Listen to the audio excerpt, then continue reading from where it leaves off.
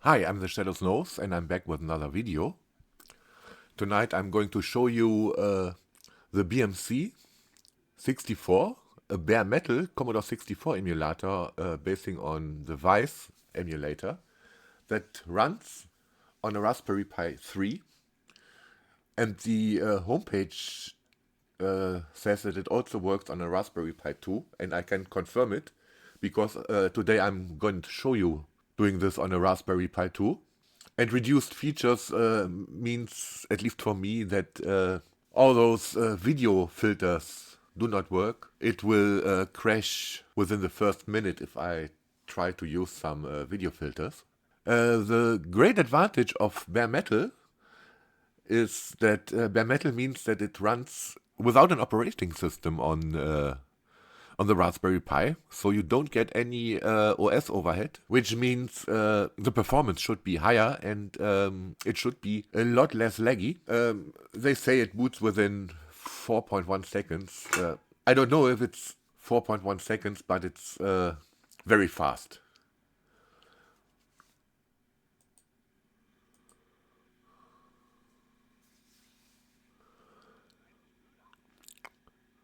The only downside of this is that it's a little bit hard to install. I did not find a complete image that you just install and everything works. So you can download, there are two ways to install this. The first one, the one that I used, is that you download this file and just unzip it onto a FAT32 formatted SD card. Or you download the other file and burn it with some tools like Balena Etcher or something onto the SD card.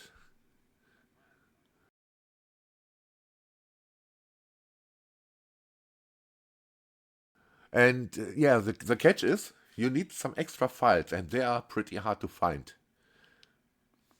Um, they tell you that you can find them under the example link. If you got Windows, just install the Windows version of VICE and all the files should be there. If you don't have Windows, then you have to find the files, and they link you to this FUNet archive, where you can find all the files that you need. I will put the links into the description, and you need this file, rename it to basic, download this file, and rename it to chargen, and download this file and rename it to kernel. And you will also need the ROMs for the 1541.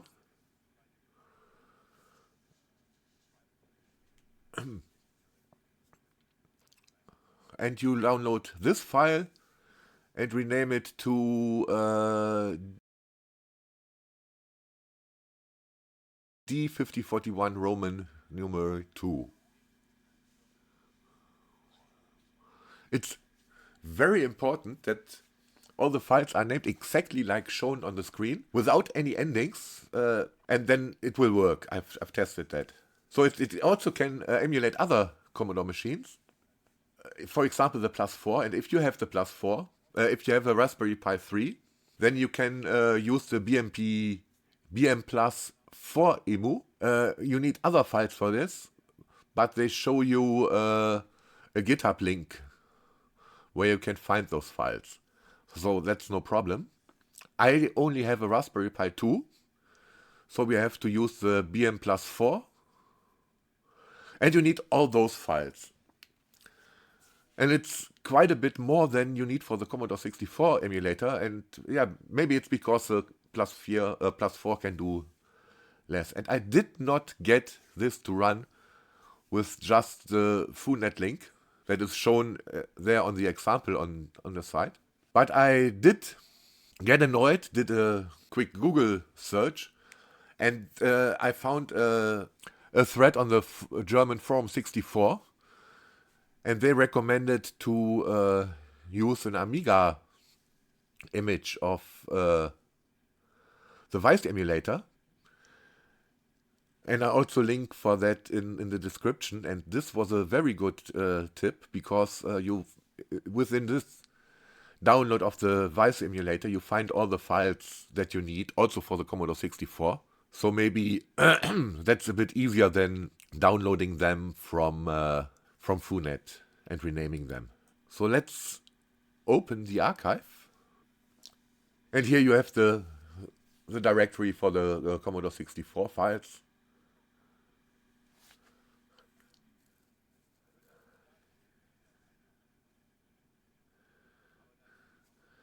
In the +4 directory,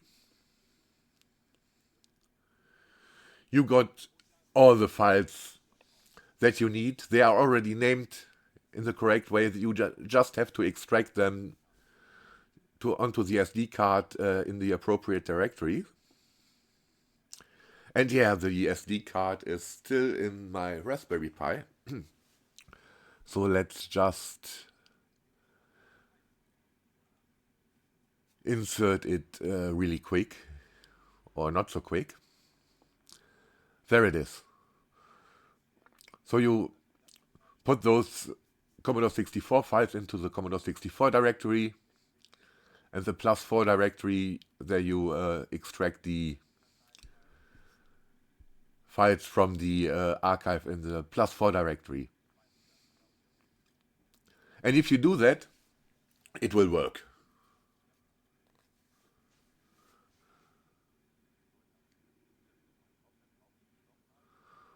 If you finished everything,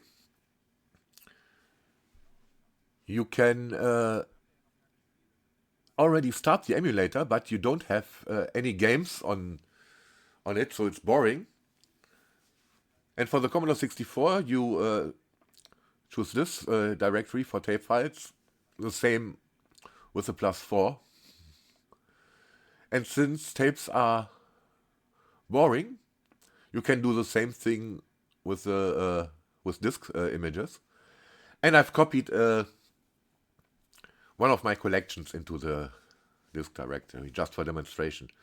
And after that, you can eject the SD card from your computer and put it in the Raspberry Pi and boot the Pi. And I will be back. No, wait. I'll show you the booting in real time. So I'll switch to the HDMI input and try to insert the plug into the micro USB port. And yes, it's a micro USB. It takes a while. And now I've inserted it.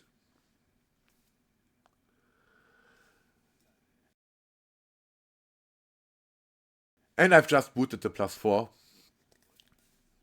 So let's quickly reboot into the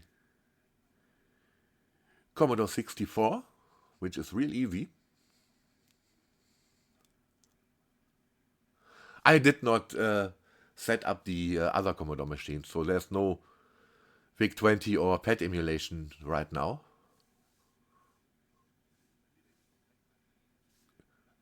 And you can see how quickly the system reboots. It's really quick. Okay, and so far you watched my voiceover over the German version of this video, and this I'm recording new for the English channel. I've changed a little bit. I've installed an action replay cartridge. It's pretty easy. You just copy the cartridge image to the file, and then you attach the cartridge. Choose the one you like, and there's one thing. You can set the cartridge to the default mode, so that every time you start your C64 emulator, the cartridge is already inserted. That's what this function does, and you have to save the settings afterwards for this to apply. And I've done this because it loads much faster. So let's insert a disk into the virtual disk drive, and I've copied some files from my Shoot 'em Up collection to this.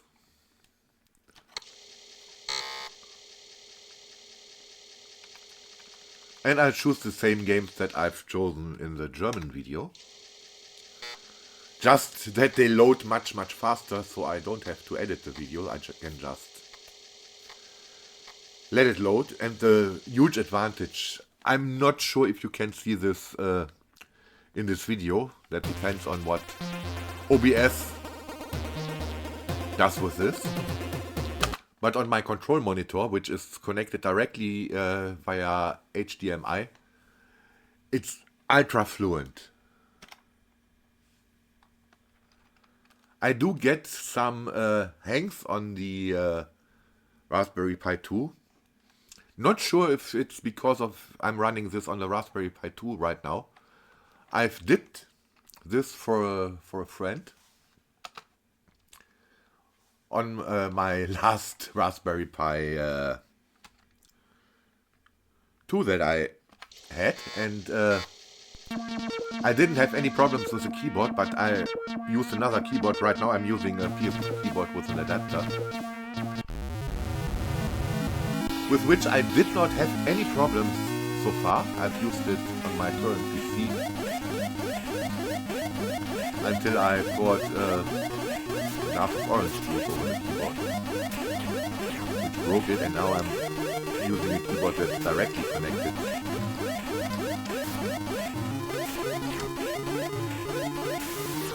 to the USB port. Yeah, but I hope you can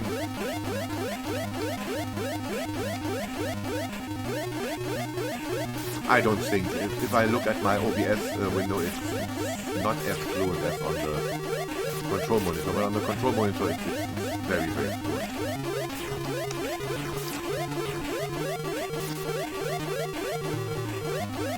And if you also watched my German video and wondering why I performed so much better, that's because I've changed my keyboard setup to a setup where I can press more than 2 keys at the same time.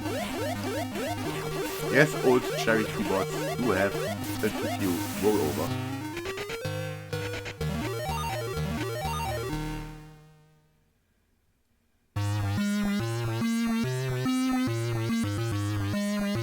And let's see if I have the correct SID chip selected. I don't know if that's the case.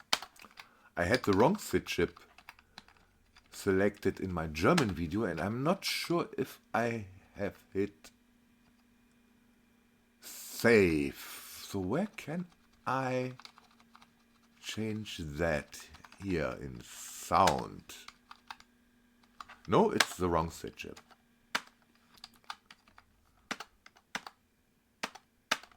And I think you have more options if you run this on the Raspberry Pi 3. Yeah, you really should run this on a Pi 3. Yeah, much better. But also much louder.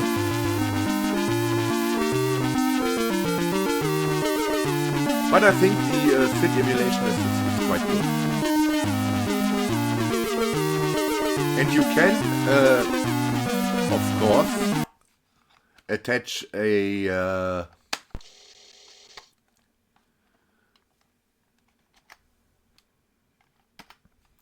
USB Competition Pro, and you should also be able to use a USB to 9-pin adapter, and you can even wire.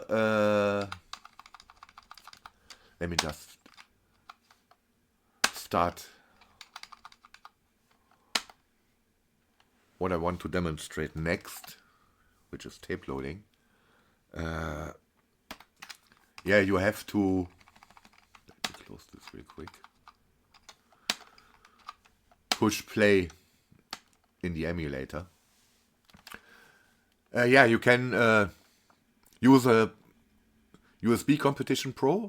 I've tested that at my friend's setup. He has one, and even he felt the lag in that.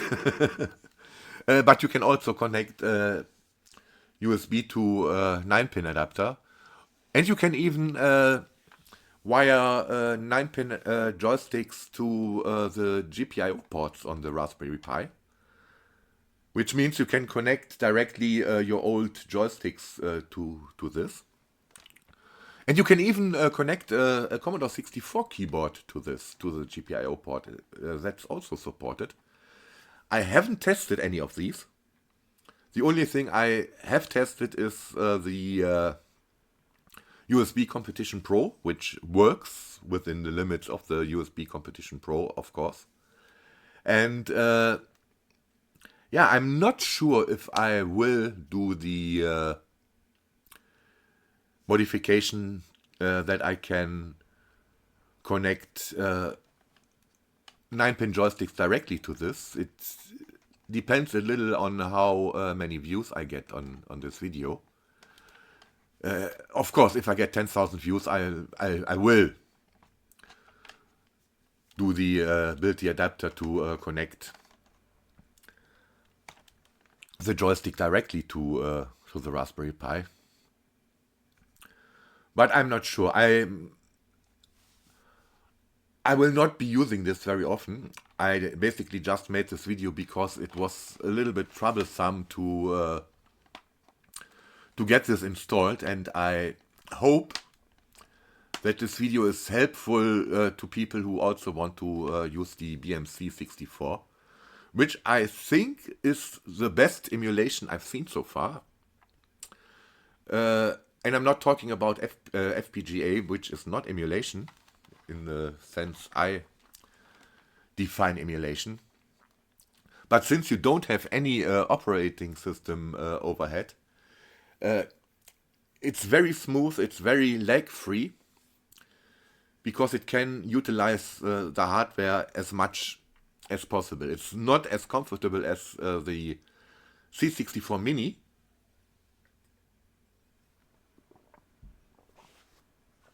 but I think it's a lot cheaper, and I also think it's a lot cheaper to, a lot easier to put your own games onto it. It's, yeah,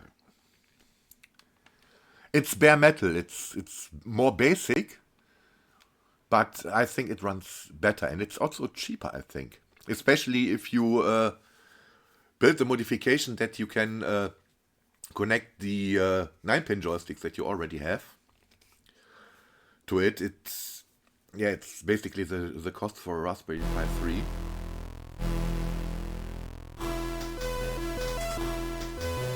So let's see how fluent this works. I mean, on the, I already know it. On the control, it's very fluent. It's not as fluent as with the real Commodore 64, of course, because that's impossible. But as I already mentioned, this is the best and most fluent and most responsive emulation I've seen so far.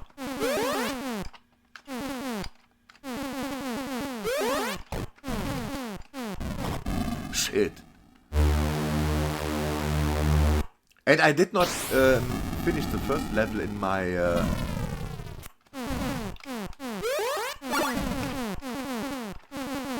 German video of this. So maybe with the different keyboard setup, I can do it. But playing this with a keyboard is really hard for me, because this is not an easy game. And I really hope it's somehow fluent in the video.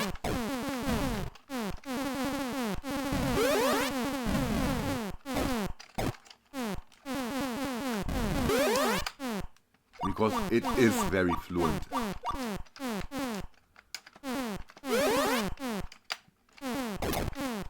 On the control monitor. Where's the landing strip? There's the landing strip. Yes, I made it.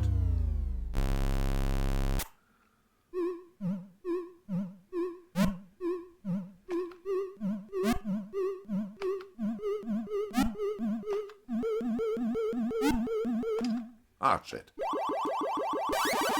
But I'm usually not able to get this far in on a device that's running on Linux or Windows.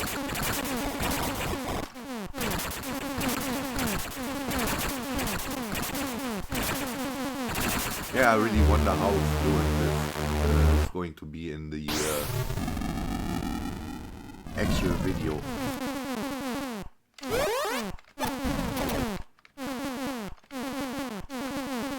And of course you can, if you use a Raspberry Pi 3, you have a ton of video filter, so that it, and for some reason, the audio doesn't work. Never had that before. Okay.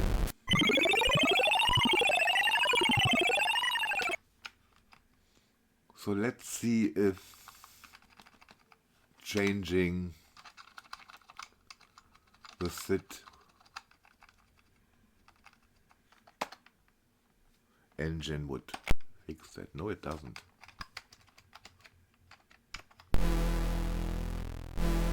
Weird. But anyway, I will switch to the, or is it just wait?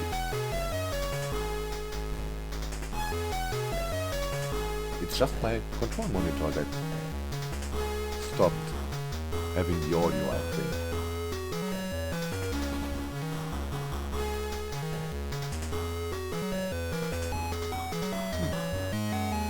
Yeah, for some reason the control monitor had problems with the audio. Yeah, but I also want to show you how the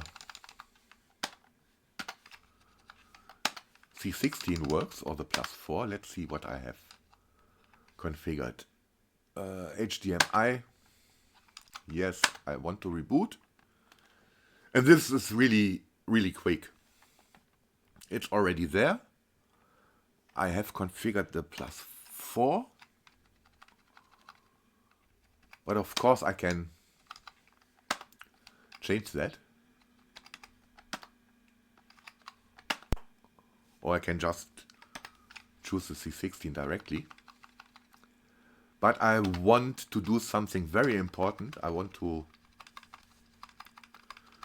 reduce the audio volume,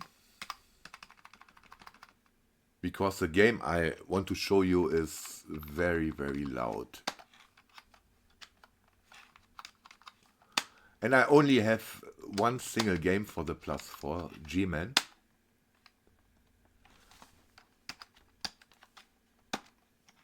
And it works basically the same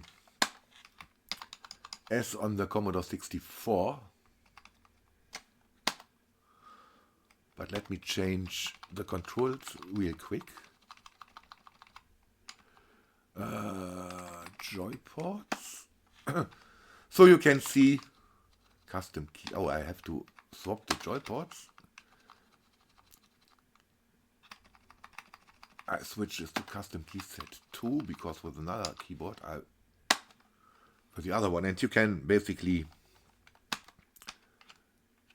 just define your own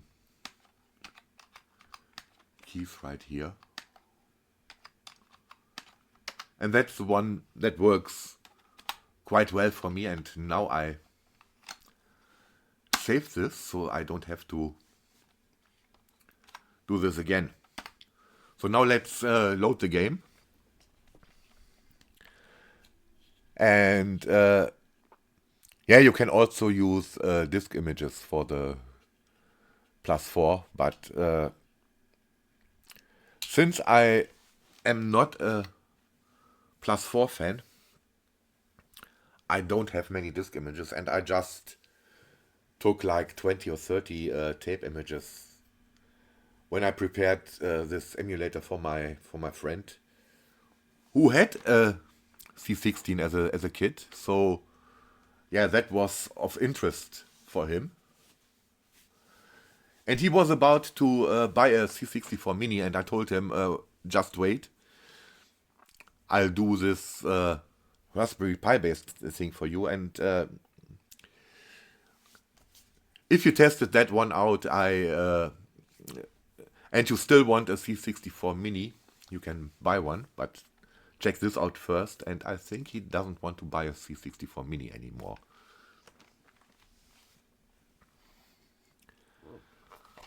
And that may also be a motivation to build the interface to connect a real Atari joystick. And it's already loaded because it's only 16K. And this is one of the games that I actually liked on the C16.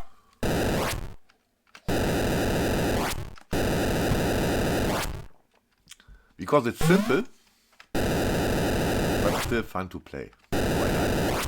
I have to get some fuel.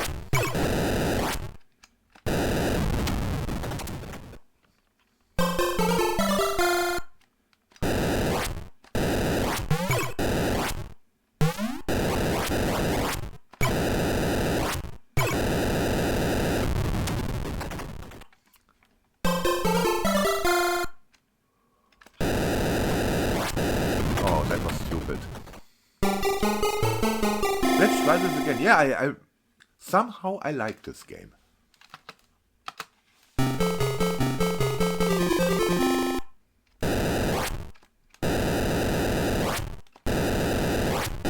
And if you watch my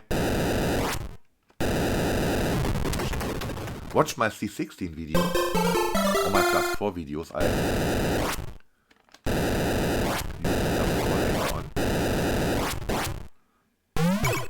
you may know that I'm not a huge fan of this platform.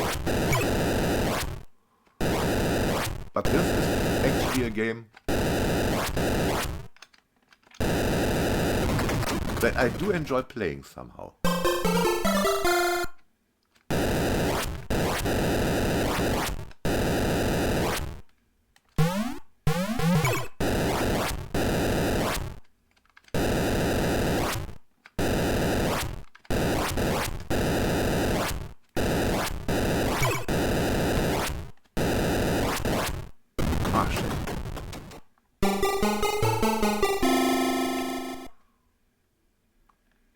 What I do not enjoy is the stupid font they chose, and I'm not quite sure if that's intentional. So let's try this one more time.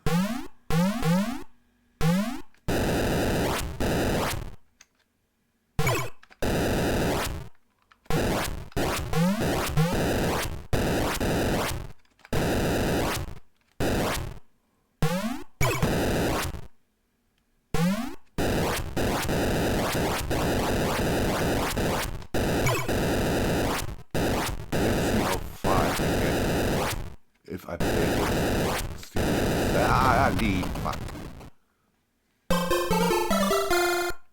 And I think the collision detection works in 8x8 pixel blocks, so it's not quite perfect.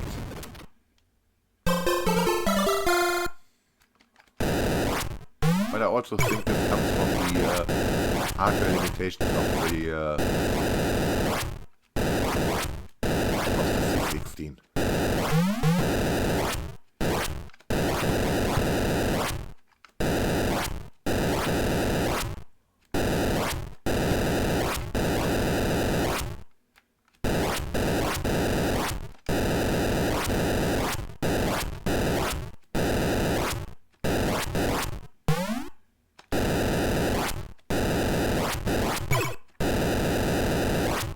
I think I never ran out of fuel.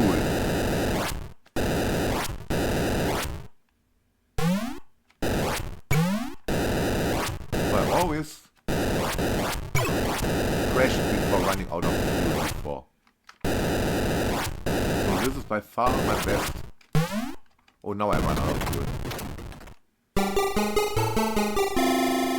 Yeah, but as you can see, C16 plus 4 emulation also works great. And the other emulator that only runs on the Raspberry Pi 3 is supposed to be even better. Yeah, so I hope you enjoyed this video, and if you have a Raspberry Pi 3 or 2 running lying around, maybe you try this one and find this quick video useful. Hope you enjoyed it, and thanks for watching.